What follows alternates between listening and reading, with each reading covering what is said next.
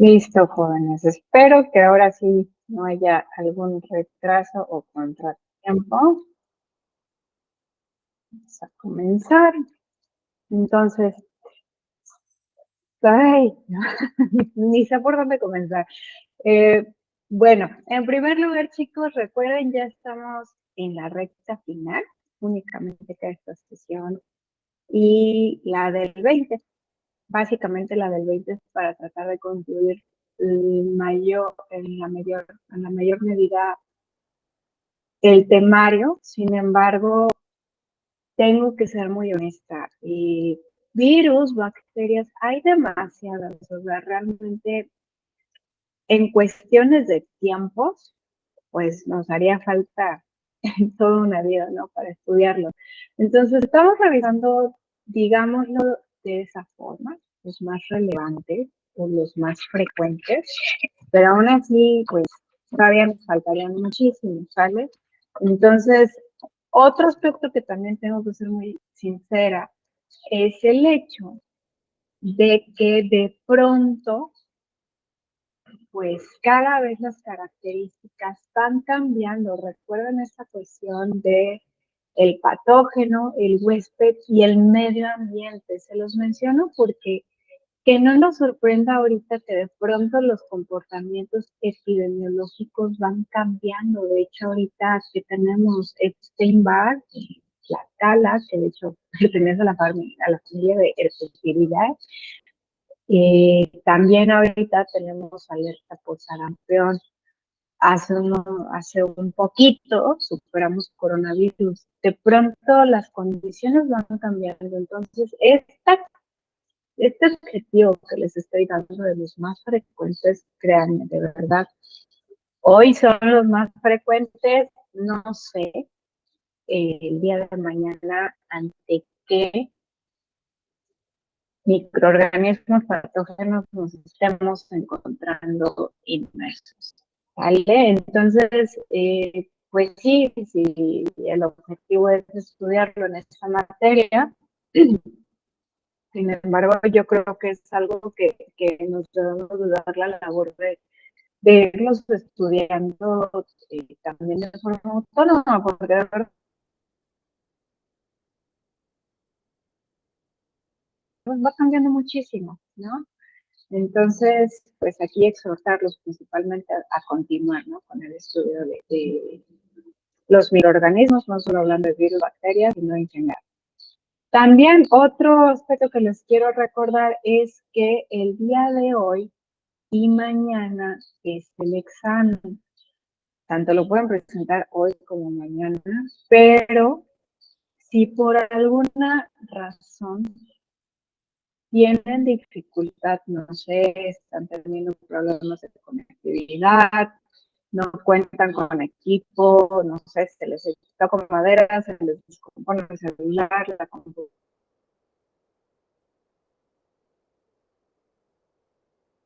computadora, igual toco madera, viene el huracán, lo que fuere, por favor traten de avanzarlo a la brevedad, porque de lo contrario, si se esperan el día lunes, pues ya no los voy a poder apoyar, ya no se les va a considerar ese examen.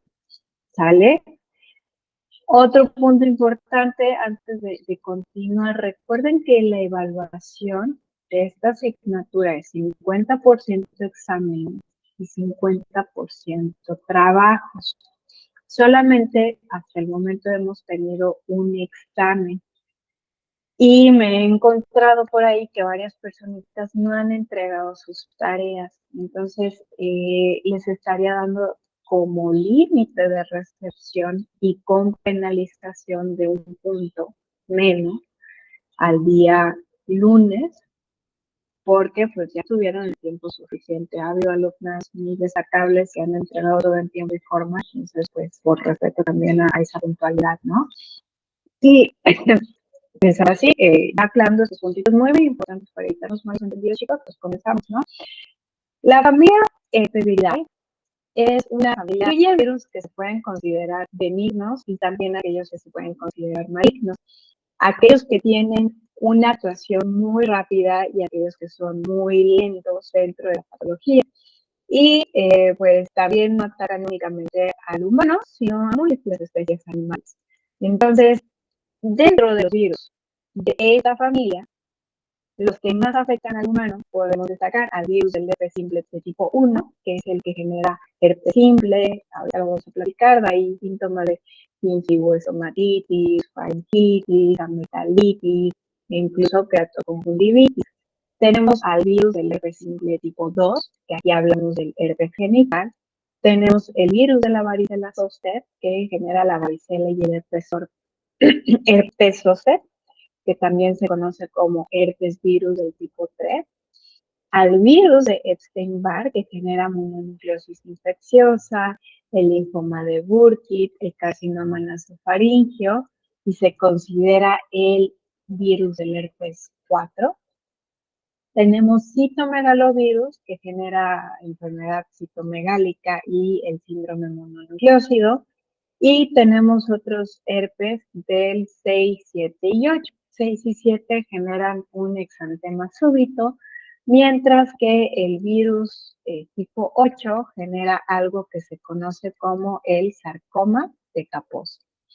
Entonces, herpes virus, aquí el objetivo no es hacerlo como muy rimbombante ni complicado por el estilo, pero herpes virus tiene 3 subfamilias muy grandotes, ¿vale? Entonces, podemos, nada más por hacerlo de su conocimiento, está la familia alfa, alfa herpes virinae, beta herpes virinae, y la otra familia que tenemos es la gamma herpes virinae. Entonces, es alfa, beta, gamma. Se quebraba mucho la cabeza, ¿verdad? Aquí el objetivo no es entrar en este aspecto, ¿no?, tan técnico, sino hablar un poquito de forma general de las características virales. Como podemos apreciar en la imagen, herpes virus es un virus muy grandote, ¿sale? En términos de organización, de sus estrategias de replicación, de diseminación y control, pues es muy grande, ¿no? Es muy avanzado. Es un virus que mide 150 a 200 nanómetros, tiene una simetría icosaédrica, que de hecho, sí, bueno, ahí la imagen yo creo que no representa muy bien esta cuestión de la simetría icosaédrica. Tiene un genoma, tiene un DNA bicatenario lineal, tiene 2 segmentos. Estos 2 segmentos, tiene uno largo y otro cortito, que tienen regiones repetidas que pueden invertirse con respecto a los segmentos. Entonces, es una estructura muy conveniente porque de hecho, pues eso es lo que le ayuda a disfrazarse, ¿no? O sea, es como la característica que usa para confundir, bueno, no confundir, como para burlar al sistema inmune del material propio y el de la célula de huésped. Además, produce 2 partículas, tiene 2 enzimas, perdón, importantes, la timidina sinasa y la DNA polimerasa, que en grandes rasgos son enzimas que le van a ayudar para que su replicación sea exitosa, ¿no? Entonces, todos los herpes virus, que ahorita les mencionaba que son muchísimos, tienen algunas propiedades similares. Por ejemplo, todos codifican parenzimas implicadas en el metabolismo del ácido nucleico, la síntesis del ADN y todo el ensamble de proteínas. Pero el total de las proteínas codificadas por cada virus ya es variable, ¿vale? En el número se sintetiza el DNA y el ensamble de las cápsides, que a diferencia de la envoltura, esta adquiere, o mejor dicho, necesita atravesar la membrana celular. Esto es importante porque la infección, cuando está en una etapa activa, destruye a la célula. Entonces, todos los virus se van a dar cuenta, de hecho, que todos los virus, o sea, generan normalmente una primoinfección, pero se establecen de tal suerte que establecen infecciones latentes. Y esto, pues en la etapa latente, el genoma viral se mantiene en círculo cerrado y únicamente se expresa una parte del mismo. Esto es bien, bien interesante. Digo, ya spoileando un poquito aquí la información. De hecho, va a haber circunstancias que pueden reactivarlos, ¿no? Yo creo que aquí a la mayoría, digo, no es algo por lo cual sentirnos avergonzados o decir, ay, no, me siento mal, qué pena.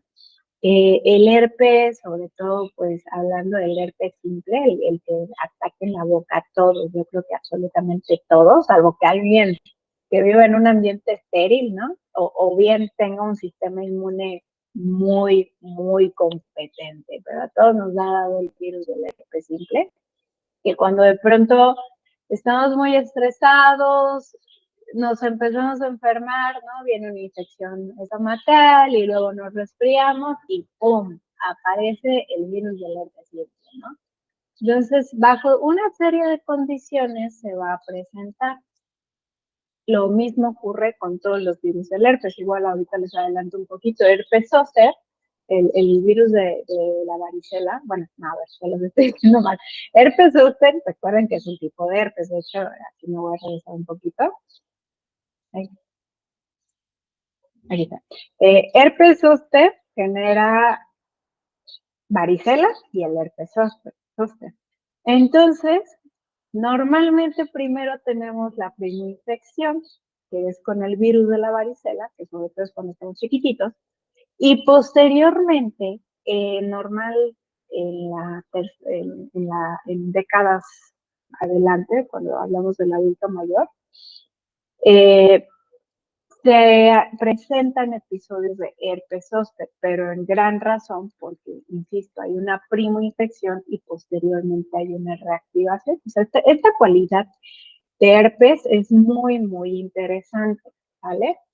Entonces, pues normalmente tiene muchísimas características porque normalmente su replicación comienza interactuando con algunas glucoproteínas virales con la de los receptores celulares. Entonces hay una fusión de la envoltura del virus con la membrana plasmática o de las membranas vesiculares, dependiendo del tipo de virus en específico.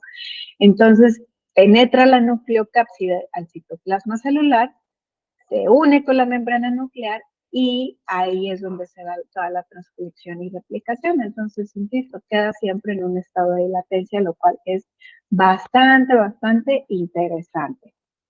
Ahora, hablando del herpes simple, aquí lo que puedo destacarles es que, de hecho, se conoce desde hace mucho, mucho tiempo. De hecho, uy, no sabría decirle desde cuándo. Aquí el dato nuevo y rimbombante del día es que en 1950 Burnett y Buding demostraron que el herpes simple puede permanecer de forma latente después de la primoinfección y reactivarse. O sea, ellos fueron quienes lo demostraron. Y en 1893, imagínense, desde hace cuántos años se identificó que este virus se transmitía de persona a persona. Sin embargo, ya conforme se fueron dando los años y se fue estudiando más, pues ya se pudieron encontrar las lesiones que generaba recurrentemente. Entonces, el virus del herpes simple 1 tiene predilección por células epiteliales de la bucofaringe, por eso siempre afectan estas áreas. Y el virus del herpes simple 2 normalmente lo vamos a encontrar en células de la mucosa genital y tienen este comportamiento latente. Por esto se presentan las recidivas, es decir, viene la lesión característica, luego desaparece ay, no sé qué le pasó a la pantalla, desaparece solito, ¿no? Y después reaparece en cuestión de semanas o meses. Bueno, sobre todo en el virus del herpes simple 2, reaparece en ese tiempo. Tipo 1 puede tomarle más tiempo. Ahora, en cuanto a los reservorios, aquí viene algo bien interesante. Recuerden el lugar por el cual tiene afinidad, porque esto guarda una relación con el sitio de la localización. O sea, el virus del herpes simple 1 se va a localizar siempre, en el ganglio del trigémino, mientras que el 2 se va a ubicar en los ganglios sacros. Y ahí y normalmente quedan contenidos, les digo, algo importante para las recidivas, ¿no? Que les decía. Ahora, el virus del herpes simple 1, les decía, es el que todos hemos tenido en algún momento, de los fogazos o fuegos, que son las lesiones que tenemos alrededor de los labios, y también puede provocar una conjuntivitis muy molesta que afecta los folículos, entonces puede afectar incluso la córnea. En algunos casos sí puede desarrollar cuadros graves, incluso considerarlos nosotros como cuadros mortales. Sin embargo, esto realmente dependería del estado inmunológico de mi paciente. Eso es una realidad. Y el virus del herpes 2 también puede producir cuadros graves. Sobre todo, ojo aquí, todos decimos, pues si es de transmisión sexual, pensamos en adultos. No, se puede transmitir, si la mamá tiene herpes, lo puede transmitir al recién nacido. Sobre todo porque lo va a adquirir, va a haber una infección en el canal de parto. Entonces, en ese caso, pues el cuadro puede ser mortal, ¿no? Y pues ahí es donde desgraciadamente vamos a tener el problema. Pero bueno, ahorita ya les adelanté mucho, antes de que se me fuera la idea, ahorita vamos a ver detalle todo la patogenia y el cuadro clínico. Ahora, menciono esto porque, pues analicemos, a ver, herpes simple 1, ¿qué vamos a tener dentro de las características epidemiológicas? Básicamente es un virus cosmopolita, ¿no? Se va a presentar en cualquier lugar, se transmite de persona a persona, cuando hay un contacto de la piel contacto con la piel, de una persona que esté infectada, o bien a través de las secreciones, porque insisto, está ubicado en bucofaringe. Y de hecho el humano es el reservorio que se conoce. De hecho, ahí tenemos el dato de que el 30% de la población mundial tiene la infección y obviamente va a presentar formas clínicas recurrentes. Sobre todo, la seroconversión, fíjense algo bien chistoso que tenemos colocado ahí, es que la seroconversión más alta normalmente se da en adolescentes. ¿Por qué? ¿Qué empieza en la adolescencia? ¿No? Pues justamente viene esta etapa de que empiezan en el noviazgo, vienen los besos, ¿no? Y pues por ahí es donde se viene el contagio, la transmisión. Sin embargo, también el factor que más favorece el contagio, pues son condiciones de hacinamiento por lo fácil que se puede replicar y la mala higiene, ¿no? En cuanto al virus del herpes simple 2, principalmente se transmite por la actividad sexual, ya sea al contacto con los genitales o bien por contacto con las lesiones o con las secreciones genitales. Entonces, el factor que más favorece la infección es un mayor número de compañeros sexuales, pero ojo, pues principalmente el tipo de conducta sexual, aquellas conductas de riesgo, y me refiero a no utilizar preservativo, que sabemos nosotros que nos protege de muchas cosas, ¿no? O sea, por un lado, o sea, una cosa es hablar de la planificación familiar y el evitar el embarazo, ¿no? Que pues es importante, es algo que queremos ir alineando con nuestro sentido de vida, pero por el otro caso, por el otro sentido, pues finalmente el condón lo que ofrece es esa ventaja, ¿no? Que nos protege, no al 100%, pero sí nos evita. Entonces, insisto, aquí, pues bueno, podemos hablar del número de compañeros sexuales, pero pues sí tener cuidado, ¿no? Al final de cuentas, yo creo que como dice el dicho, más vale que prevengamos a que lamentemos, ¿no? Principalmente. Eh, entonces, bueno, aquí van a decir, ay, maestra, cómo le encanta el chisme. No, fíjense, de hecho, ahorita el problema que se está teniendo con estos temas de la migración, y ojo, no lo menciono con morbo, ni con tabú, ni con juzgar, sino más bien recordándoles, somos profesionales de la salud y debemos de razonar lo que se está, o sea, todos los cambios que se están dando para saber, pues, cómo vamos a actuar, ¿no?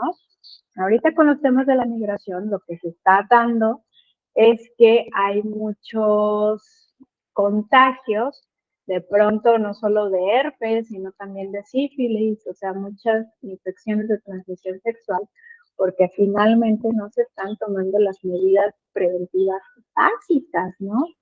Entonces, fíjense qué chistoso, entre comillas, ¿no? O sea, cómo el obviar o el dar por hecho que todo el mundo lo entiende y que todo el mundo lo comprende, es un error. O sea, como algo tan básico lo estamos dando por entendido y que no se está aplicando y entonces nos está costando. Es algo que sí los invita a la reflexión como profesionales de la salud. A veces pues sí, creo que son un poco reiterativas estas campañas de salud, pero por algo, ¿no? Por algo es que son así de reiterativas, porque no podemos darlo por ellos.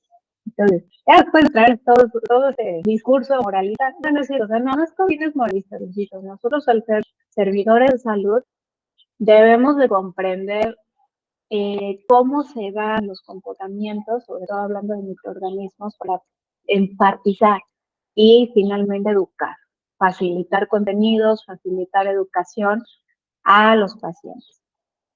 En cuanto a la patogenia, ya les mencioné en gran medida, o sea, lo que ocurre es que hay una infección primaria. La infección primaria en algunos casos puede ser asintomática, en algunos casos pues, se da el desarrollo de vesículas, en algunos casos, los virus llegan a mucosas y se replican en células mucoepiteliales y generan daño, pero ahí está el punto, ¿no? Como dicen, ahí está el meollo del asunto, porque pueden invadir células adyacentes e incluso neuronas. Cuando se produce la latencia, ya que atacó, ya que nos agarró duro, ¿no? Como si nos agarraran con un sartén y nos pegaran, pues cuando hay latencia no hay daño neuronal, pero hay reactivación y en la reactivación hay multiplicación viral y desplazamiento en el nervio. Entonces hay lesión en la terminación nerviosa, ¿sale? Y también cuando se da esta infección primaria, el virus entra en contacto con la mucosa o con la piel para abordar estas terminaciones nerviosas y poderse establecer en neuronas y también en ganglios. Entonces es muy, muy importante. Y pues bueno, luego viene la infección recurrente, que pues es derivado que estuvo mucho tiempo latente y se reactiva.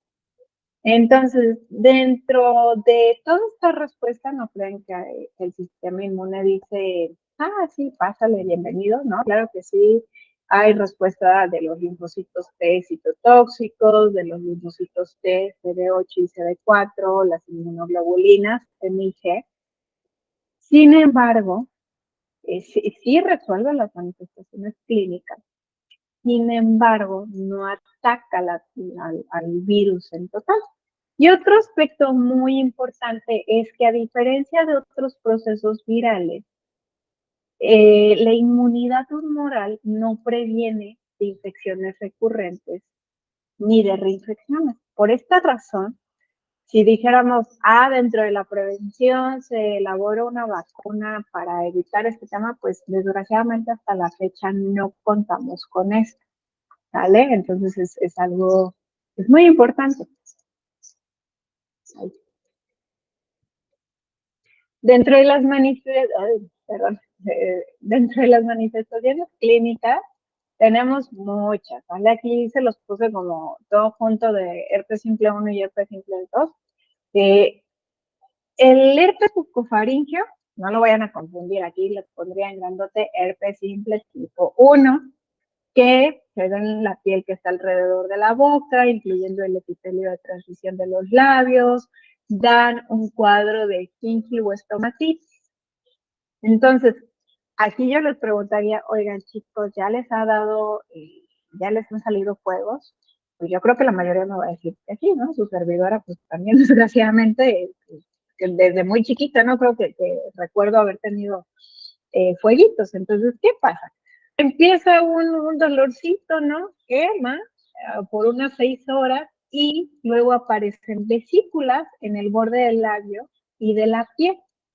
Más o menos el número de vesículas dependerá, pero tanto puede ser una como pueden ser hasta 3 o 5, dependiendo qué tanto lo esté pues mediando el sistema inmunológico.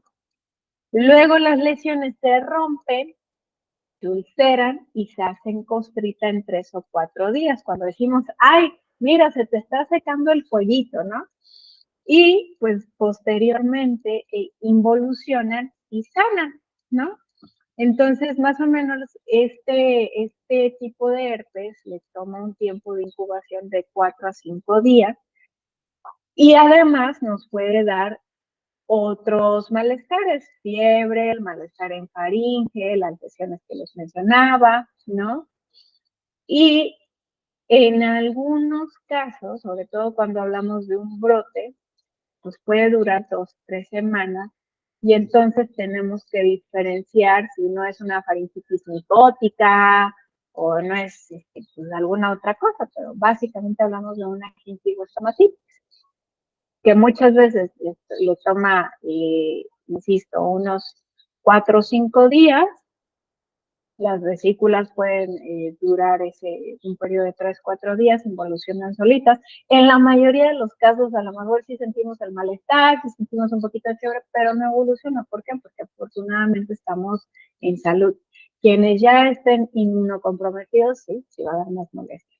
Ahora, el herpes genital, recuerden aquí, virus, herpes, el herpes simple 2, se localizan las células de las mucosas genitales. Por ejemplo, en mujeres va a producir vulvovaginitis y cervicovaginitis, que tenemos lesiones muy similares a las del tipo 1, es decir, habrá vesículas y úlceras en la mucosa de la vagina y del cuello uterino, así como en la piel de la vulva. Y en el caso del hombre aparecen estas lesiones tanto en la mucosa como en la piel del pene. Aquí sí está más en chino no darse cuenta, pues porque obviamente sería algo evidente, salvo en el caso de las mujeres, si hablamos a lo mejor de una cervicovaginitis, y afortunadamente digo, ¿no? Porque imagínense que si no, ¿qué transmisión habría? Las lesiones pueden durar unos días, desde una semana hasta 10 días, ¿vale? Esto es un aspecto muy importante. Entonces, similar a los fueguitos, o sea, van a evolucionar a costras y desaparecen y vuelven a aparecer, dependiendo, podemos hablar de meses o semanas, desgraciadamente, que van a reaparecer y aquí tenemos un dato muy importante. Acuérdense que les había dicho que ataca nervios, ¿no? Y esto lo menciono porque entonces vienen manifestaciones de tipo sensitivo, como disestesias o hiperestesias. ¿Esto qué quiere decir? Traducido al español, es que el individuo siente en los glúteos, en los muslos, a veces en el escroto, sensaciones de hormigueo y cosquilleo, o bien hay una mayor sensibilidad que normalmente expresan los pacientes que les lastima la ropa, ¿no? Hay una hipersensibilidad al roce de la ropa. Insisto, porque el virus se va a encontrar en la región de los sacros, ¿no? Entonces las fibras sensitivas se van a irritar y da esos trastornos de sensibilidad, básicamente.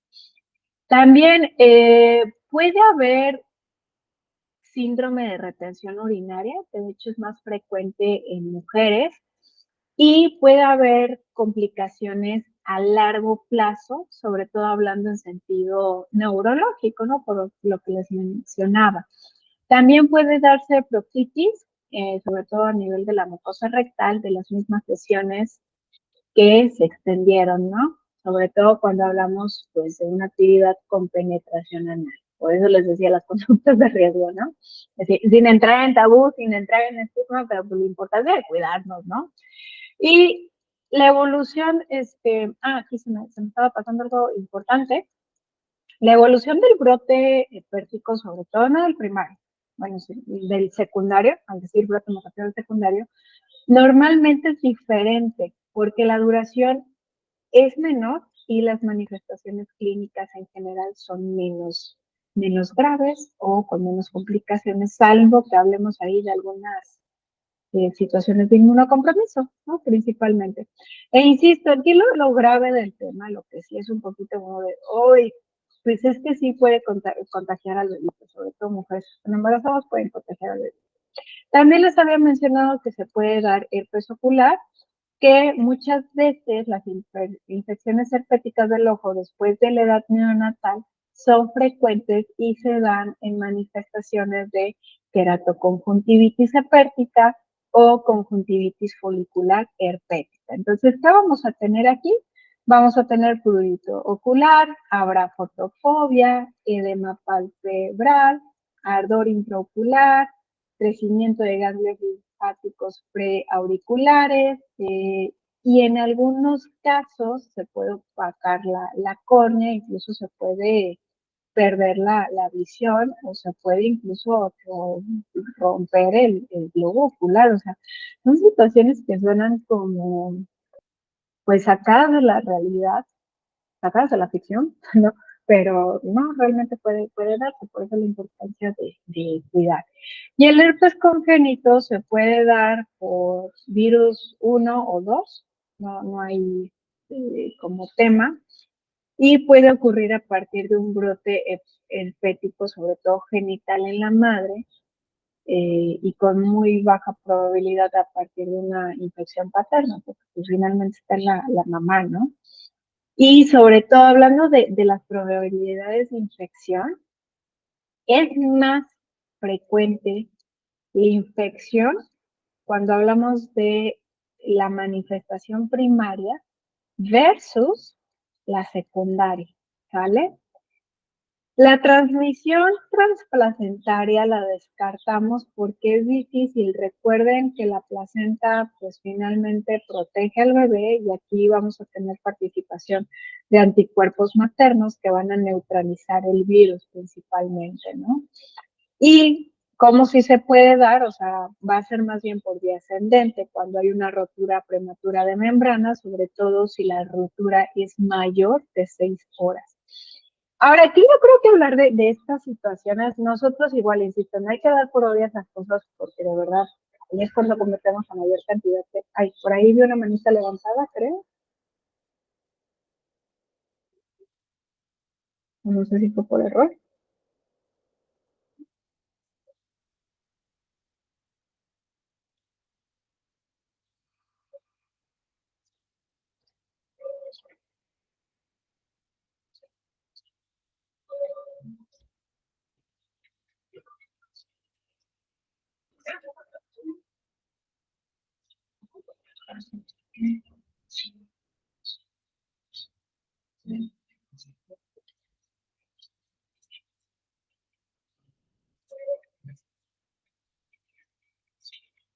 Creo que fue por error lo de la manita.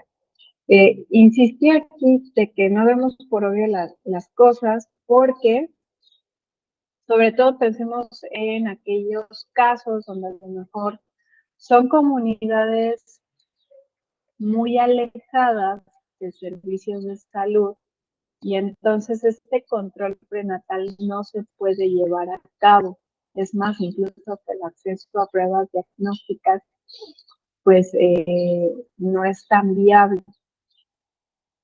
Entonces aquí se pueden dar estos casos, ¿no? Insisto, dependerá dónde estén ustedes, dónde se vayan a laborar, pero pues hay que estar muy, muy pendientes. En cuanto a otras infecciones, pues realmente son los principales, pero ojo, también se puede presentar en lesiones en dedos de la mano, ¿no? Y sobre todo cuando, por ejemplo, a lo mejor yo me quemé o yo me lastimé la manita y tengo contacto con el virus, entonces pues obviamente me puede generar un cuadro muy, muy similar. Y en el paciente que esté inmunocomprometido, las expresiones clínicas son variables, insisto, las manifestaciones muchas veces son graves. Ahora, el diagnóstico se realiza de forma fácil con base a los datos clínicos, ¿no? Sobre todo cuando hablamos de los casos clásicos de herpes genital y del herpes bucal, así como en la conjuntivitis hepática, porque las manifestaciones son muy, muy características. Sin embargo, en otras presentaciones necesitamos aislar el virus a partir de líquido cefalorraquídeo, de orina, exudados faríngeos, conjuntivales, incluso raspado de la mucosa de cuello, de la mucosa bucal, lesiones corneales, bordes de las lesiones, de las vesiculitas, pues. Y se hace, bueno, ya que se obtiene la muestra, se tiñe el material, se lleva al microscopio y lo que se va a observar van a ser células gigantes multinucleadas, es decir, células fusionadas con varios núcleos, con cuerpos de inclusión, pero también tenemos otras pruebas, ¿no? Por ejemplo, el estudio de ELISA, pruebas de inmunofluorescencia, incluso el estudio de reacción en cadena de la polimerasa, el famosísimo PCR, para poder identificar el DNA viral. Y la ventaja del PCR es que tiene una buena sensibilidad y especificidad, es decir, va a confirmar a quienes tienen efectivamente el virus y de qué tipo de virus estamos hablando y descartar a quienes realmente no están teniendo esto. Dentro de los tratamientos, pues hay diferentes realmente. Por ejemplo, está la hidroxuridina, pitocina, arabinosida. Ay, perdonen aquí que se los diga un poquito como eh, entretrabado, pero la verdad es que en este tipo de virus, bueno, a mí pregúntenme más bien de una parte digestiva y sí se los voy a ubicar. Ya como hablando así en generalidad, más o menos, ¿no? Otros que se utilizan mucho es el aciclovir, el famosísimo cicloferón, ¿no? También está el fanciclovir, el balaciclovir, varios, que finalmente van a pues ayudar. Se da el tratamiento sobre todo a nivel de las lesiones, hablando de nivel tópico, y pues la ventaja de utilizar estos tratamientos es que se disminuyen las molestias y el tiempo lo hace un poquito más chiquito, ¿no? Si bien hay que esperar, pues aquí la ventaja de utilizarlo es que a lo mejor te duele, ¿no? Principalmente. Y el tratamiento, se utiliza tratamiento supresivo en casos de reacciones, de reactivaciones constantes, ¿no? Sobre todo, pues porque aquí se debe usar dosis mínima durante un tiempo prolongado, pues para tener el beneficio del paciente. Y aquí yo creo que lo importante es la prevención, ¿no? Porque a pesar de que se han probado diferentes vacunas que logren atacar estos dos virus, realmente no se tiene una vacuna que logre prevenir 100% estos virus. Entonces, lo principal es evitar el contagio, especialmente cuando la lesión se encuentra activa, ¿no? Desde bueno, hablando de la todología, ¿no? Cuando alguien tiene un jueguito, pues tratar de no saludar a la gente, de preferencia utilizar cubrebocas, ¿no? Porque, insisto, pues puede ir en las secreciones. También utilizar condón, sobre todo cuando hay estos datos de brote pértico. También una resolución rápida del parto, en menos de 4 horas de la rotura de membranas, porque, insisto, el contagio puede ser ascendente, o bien optar por una cesárea en presencia de lesiones activas en el canal de parto, lavarnos las manitas, lavar pues todos los objetos, por ejemplo, el personal que trabaja en guarderías, en cuneros, en escuelas, en hospitales, o sea, donde haya mucha gente, pues lavar los objetos de mayor contacto, ¿no? Es lo importante.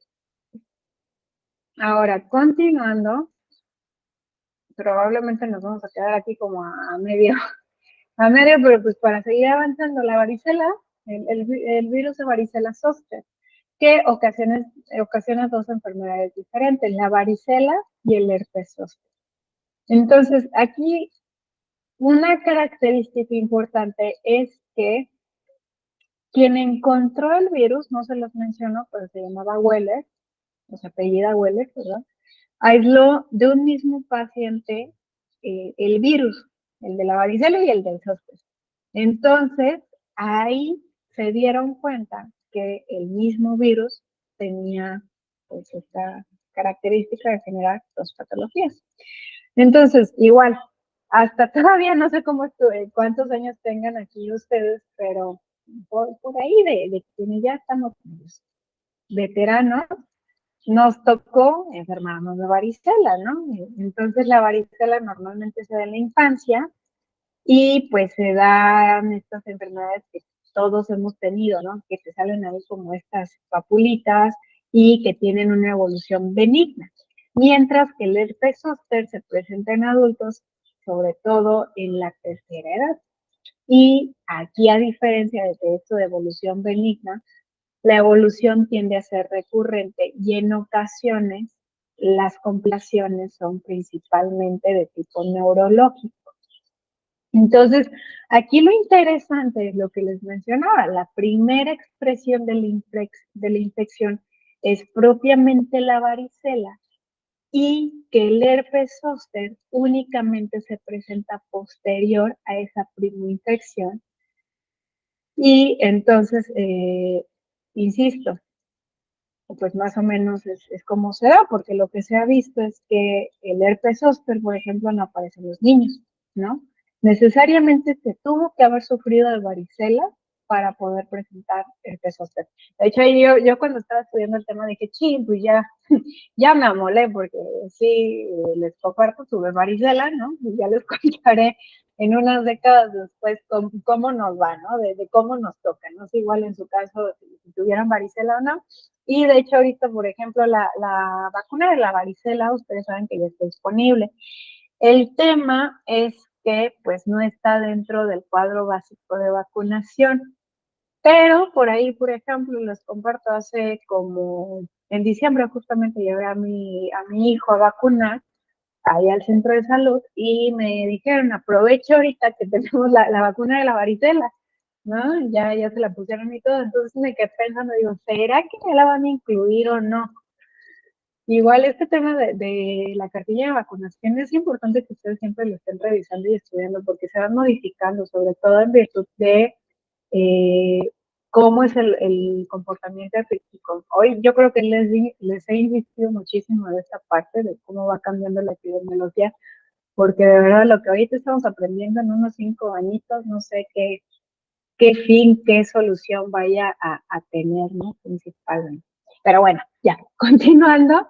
Eh, Dentro de la epidemiología que podemos mencionar es que es un virus cosmopolita. Realmente está presente en múltiples condiciones, afecta igual hombres y mujeres. Sin embargo, de lo característico es que los episodios se dan principalmente en invierno y en primavera, sobre todo hablando de varicela. En el caso de herpes zóster, pues realmente no posee alguna estacionalidad y viene esta característica, varicela, sobre todo en edades pediátricas, y se puede dar de forma sintomática, mientras que lo que se da, ¿no? Es que va como brote. O sea, de que se transmite tan fácil, pues cuando hay muchos individuos, se transmite con mucha facilidad. Mientras que el herpes zóster es que se da en adultos ya de la tercera edad. En algunos casos se puede dar en edades un poquito más tempranas, sin embargo, insisto, lo importante es que ya se haya tenido contacto con el virus, ¿no? Principalmente. Además del paciente, del adulto mayor, zóster se presenta en un estado de inmunocompromiso, ¿sale? Entonces, son características que debemos estar considerando. Aquí me voy a quedar para no quedarme a media inspiración de la patogenia, pero continuamos y tengan mucha paciencia en la siguiente sesión porque me voy a tratar de ir un poquito más rápido. Entonces, no por alguna otra cuestión, sino para tratar de abarcar más. Pues me gustaría terminar al menos con herpes, revisar el virus de hepatitis, que también es muy importante, y por ahí algún otro virus que sea noble y se deje estudiar, ¿de acuerdo? Entonces, insisto, chicos, no se les olvide presentar su examen, es el día de hoy y el día de mañana. Ya está, creo que ya está disponible en el portal. Lo van a ver ahorita, permítanme tantito.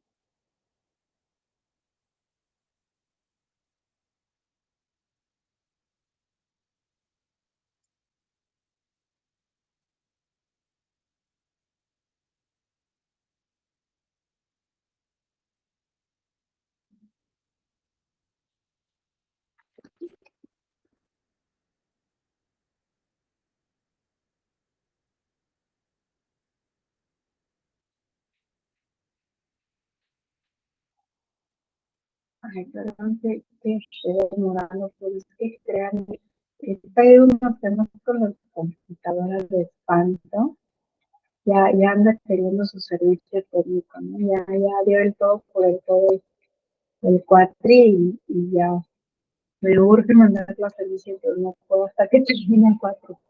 A ver, denme un segundo, lo voy a ver en el celular. Te lo quería compartir desde la pantalla, pero no ando viendo. Entonces, no voy a ir a otro trabajo en clase. Ya, ustedes van a clase, en el trabajo en clase está el apartado de evaluaciones. Entonces, está el primer parcial que presentaron en febrero y viene examen final. Son únicamente 10 preguntas. ¿Vale?